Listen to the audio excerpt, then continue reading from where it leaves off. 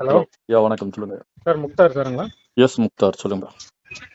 Mukhtar S Mukhtar தான் சொல்லுங்க. Sir அதான் சார் இந்த இது மாநாட்டுக்கு போயிட்டு தண்ணி பைப்பு தெரிய விட்டு தண்ணி வரலன்னு சொன்னீங்களா சார்? ஆமாப்பா.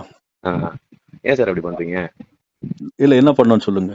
இல்ல ஏன் அப்படி இப்ப என்ன பண்றீங்க? கேட்டீங்களே, இப்ப எனக்கு ஃபோன் பண்ணி கேட்டீங்களே, அதே மாதிரி புசி ஆனந்த் ஃபோன் பண்ணி கிரீஸ் தடவுனீங்களே, ஏன் என்ன சார்? தடவுனீங்க?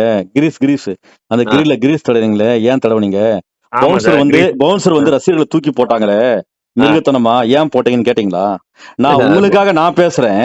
எனக்கு எங்களுக்காக ஃபோன் பண்ணி நீங்க நீங்க பேசுறது சார். கேக்குறீங்க. உங்களுக்காக நீங்க உங்களை பேசுறீங்க. கேவலப்படுத்தி அசிங்கப்படுத்தி உங்களோட உங்களை தூக்கி யூடியூப் சேனலுக்கு விசிலடிக்கிறான். வீடியோ, அதை கேட்க மாட்டேன்றீங்க. அதாவது உங்க யூடியூப் சேனல் நீங்க எனக்கு விளம்பரம் வேணும், உங்களுக்கு உங்களுக்கு பொண்டாட்டி விளம்பரம் பிள்ளைங்க வேணும். குடும்பம் எல்லாமே இருக்கு. அதை கவனிக்காம வெட்டியா இப்படி ஃபோன் பண்ணி இன்னொருத்தருக்காக பேசுறீங்க. விஜய் வாழ்கன்றீங்க, அவர் வாழ்ந்துருக்காரு. அவன் பொண்டாட்டி பிள்ளைங்க வீட்டுல இருக்கிறாங்க. அவங்களா வந்து நடுத்துல நிக்கிறாங்க. அவங்களா மாநாடுக்கு வந்தாங்க. போய் உங்க குடும்பத்தை பாருங்க, போங்க. வெட்டியா அவங்க வரல சார், சுத்திருக்காங்க. நீங்க வந்தீங்க.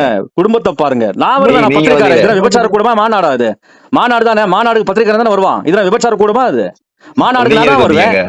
மாநாடுக்கு நான் தான் வருவேன். விபச்சார கூடமா இது? பத்திரிக்காரன் நான் தானே வருவேன். அங்க தப்புன்னு தட்டி காட்டுறேன். உங்களுக்கு துப்பு திராணி இருந்தா ஏன்டா ரசிகர்களை தூக்கி போட்டா ஏன்டா கிரீஸ் தடவைன்னு கேட்கணும்.